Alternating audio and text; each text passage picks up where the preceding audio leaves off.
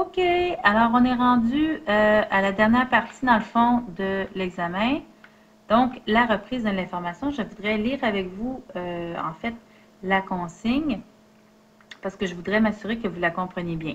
Précise quel type de reprise a été utilisé pour reprendre les termes mis en gras.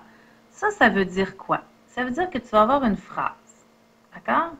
Je ne sais pas moi, les filles de l'école sont jolies.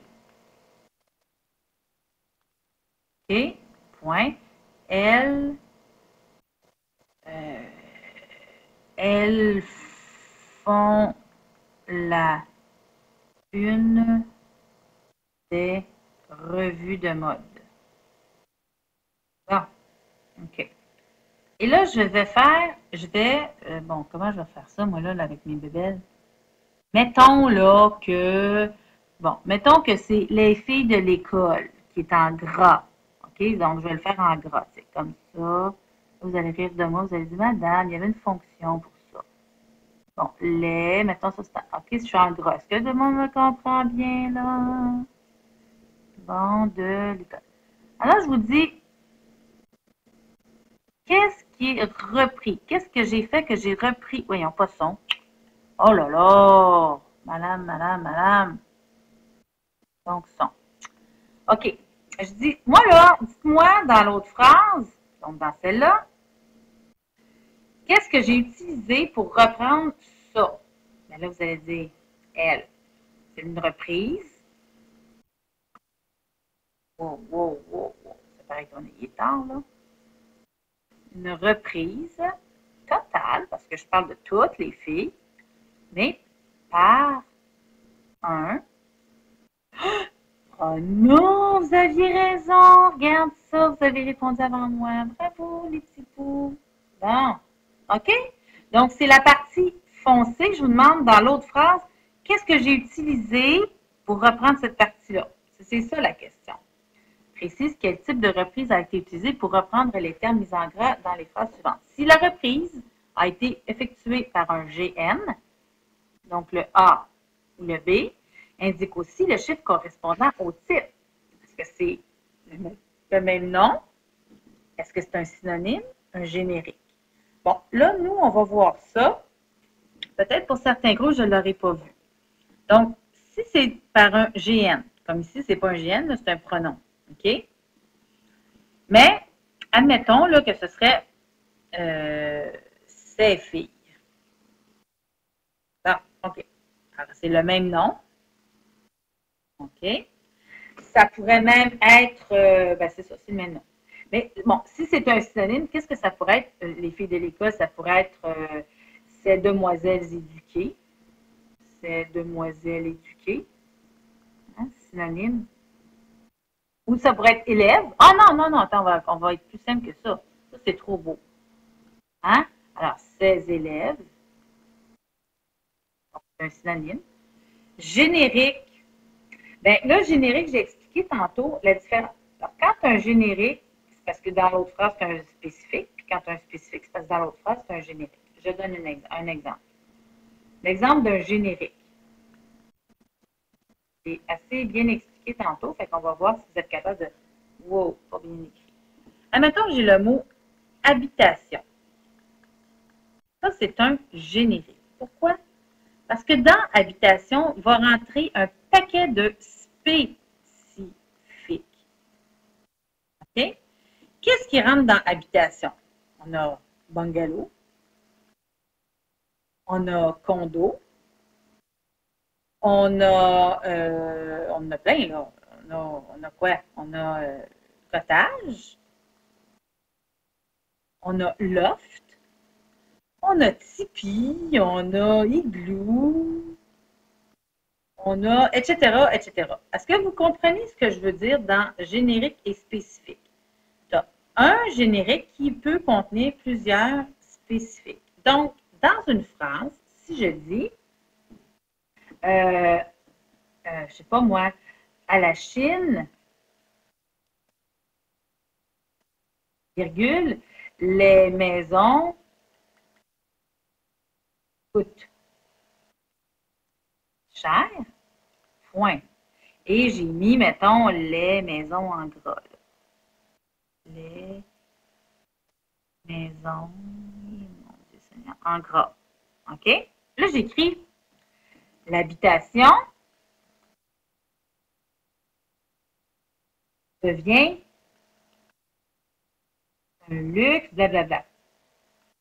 Pas un luxe. Donc, même si c'est au pluriel, les maisons, l'habitation, ça, c'est un générique. Alors, je dirais, j'ai repris ces mots-là par le générique.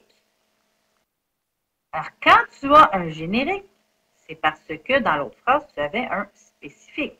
Et là, moi, c'est pas ça, je veux pas que tu m'identifies ça. Je veux que tu m'identifies le mot qui reprend les mots qui sont en gras. Bon. Alors, on a réglé générique et spécifique. Par association. Bon, tu peux associer deux idées. Par exemple, si tu dis, je ne sais pas moi, blablabla, qui on connaît donc? OK. Tom Cruise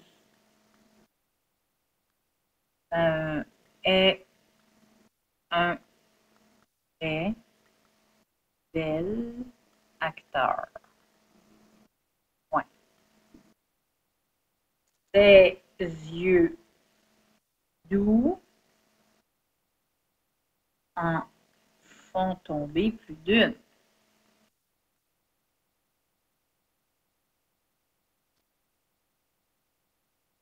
OK? Donc, ses yeux doux. Premièrement, à cause du déterminant, on sait que c'est de lui qu'on parle. On associe ses yeux doux à lui. Et en plus, on lui donne, on va chercher une caractéristique du personnage ou de la chose. D'accord? Ça pourrait être aussi, oh, voilà, qu'est-ce que je viens de faire là? Ça peut être aussi quand par association, on associe deux faits. Par exemple, les Jeux olympiques de 76 ont fait la fierté de Montréal.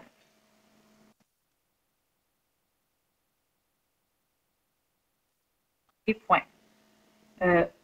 On fait encore la note de ce trou financier, de ce gouffre financier. Tiens. OK. De ce gouffre financier. Et c'était ça ici, là, les Jeux olympiques de 76. OK, c'est ça que je voulais reprendre. Alors ici, c'est ce gouffre financier. J'ai utilisé le déterminant qui me dit de ce gouffre-là et j'ai utilisé l'idée que ça nous coûte cher. Donc, je fais une association aussi. D'accord? C'est un fait reconnu. L'association, c'est plus quelque chose de reconnu. On reconnaît que Tom Cruise a des beaux yeux, puis on reconnaît que les Jeux olympiques, ça nous a coûté cher. Mais l'utilisation du déterminant est aussi majeure parce qu'on se rend compte que c'est de ses yeux à lui qu'on parle ou de ces jeux-là qu'on parle. Voilà par association. Ensuite, périphrase, ben, c'est un peu poétique. OK, il y a de la poésie un petit peu là-dedans. Alors, c'est comme si je disais, on va ouvrir ça un petit peu. La périphrase, c'est comme si je disais, par exemple,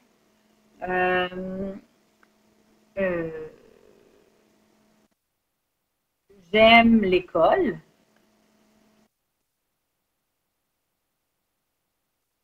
Point. Et c'est le mot école qui est en gras. Oups, qui est en gras.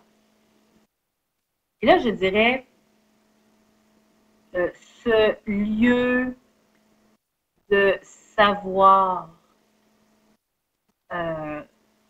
et d'ouverture sur le monde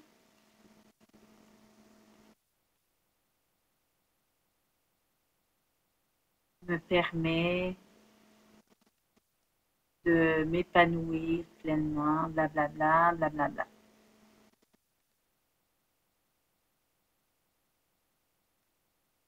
OK? Donc, ici, qu'est-ce que j'ai fait? C'est que ce lieu de savoir et d'ouverture sur le monde, tout ça, hein, c'est un peu poétique, ce lieu de savoir, blablabla. Et c'est toi qui penses ça. Donc, c'est une phrase qui vient en quelque sorte, OK, donner un peu plus de précision, mais qui reprend en fait l'école. C'est tout ça, une périphrase. D'abord, dans périphrase, tu as le mot phrase. OK? Donc, c'est important qu'il y ait quand même plusieurs mots. Et contrairement à l'autre, c'est vraiment là ici poétique. On achève. On va aller voir ici la nominalisation. Ça, c'est vraiment bébé fafa. Je ne sais même pas pourquoi je vous l'enseigne. La nominalisation, si je dis j'irai promener Cali ce soir, cette promenade. Bon, puis là, j'ai promené en gras. Bon. Alors, cette promenade, qu'est-ce que j'ai fait?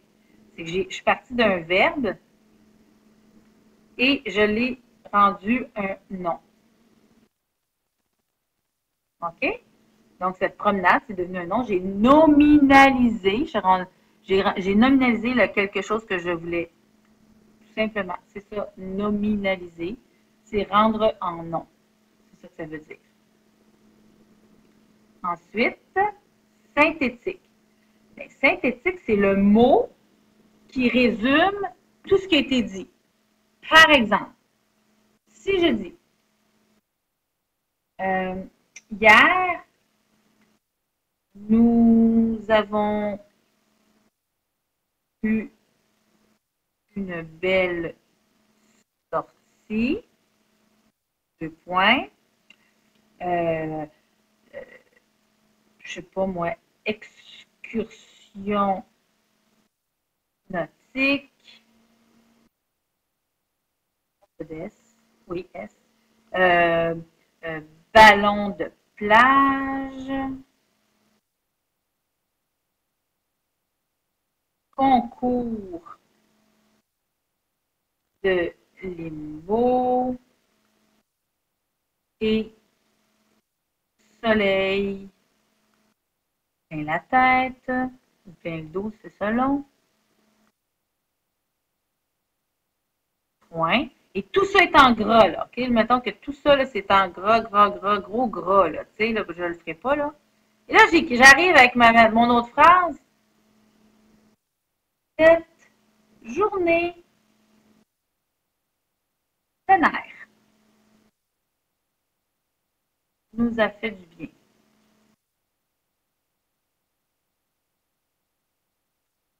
C'est comme si, en un mot ou deux, là, ça vient faire une synthèse de tout ce qui vient d'être dit là. Parce que la synthèse, mes petits cœurs, là, c'est comme un court résumé. C'est un mot, en fait, c'est un mot ou deux là, qui résume ce qui a été dit avant. Ou ça pourrait être, on peut commencer avec le mot, nous avons eu une belle journée plein air. Point. Là, tu décris c'est quoi ta journée plein air. OK? Mais ça, c'est ça, un synthétique, c'est faire une petite synthèse. C'est un mot ou un groupe, un minuscule groupe de mots qui résume, je te dirais, un petit bout. Ça va? On se revoit demain. Bye.